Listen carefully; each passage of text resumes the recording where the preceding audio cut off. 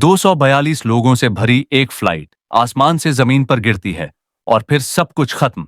लेकिन इसी मलबे के बीच एक आदमी चमत्कारिक रूप से बच जाता है। सवाल यह है, कैसे? ये कहानी है एयर इंडिया फ्लाइट 171 की, जो अहमदाबाद से लंदन के लिए उड़ान भरती है, लेकिन अपने गंतव्य तक कभी नहीं पहुंचती।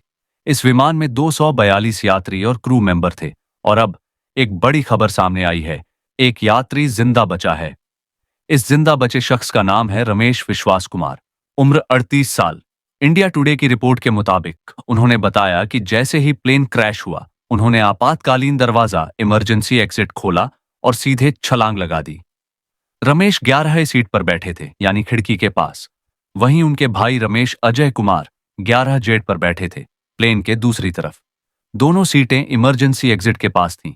रमेश का दावा है कि क्रैश होते ही उन्होंने फौरन गेट खोला और बाहर कूद गए। अब सवाल उठता है, क्या ऐसा मुमकिन है? क्या कोई व्यक्ति प्लेन क्रैश के दौरान छलांग लगाकर बच सकता है? क्या इमरजेंसी एग्जिट का इस्तेमाल आखिरी वक्त में किया जा सकता है? रमेश फिलहाल अस्पताल में भर्ती हैं। उनके बाजुओं, चेहरे और शरीर पर चोटें साफ देखी जा सकती हैं। उनके हाथ में उनका मोबाइल भी मिला, जो अब इस हादसे की गवाही दे रहा है। यह फ्लाइट रिहायशी इलाके में क्रैश हुई और अब तक मृतकों की सटीक संख्या सामने नहीं आई है। पुलिस कमिश्नर ने पहले कहा था कि किसी के बचने की उम्मीद नहीं है, लेकिन अब रमेश की यह कहानी सबको हैरान कर रही है। रमेश मूलतः दीव के बुचरवाड़ा गांव के रहने वाले हैं, लेकिन कुछ रिपोर्ट्स के अनुसार वो ब्रिटेन में सेटल थे। हालांकि इसकी अभी पुष्टि नहीं हुई है।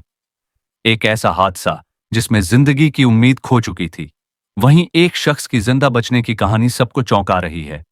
क्या यह इंसानी हिम्मत का चमत्कार था या किस्मत का खेल?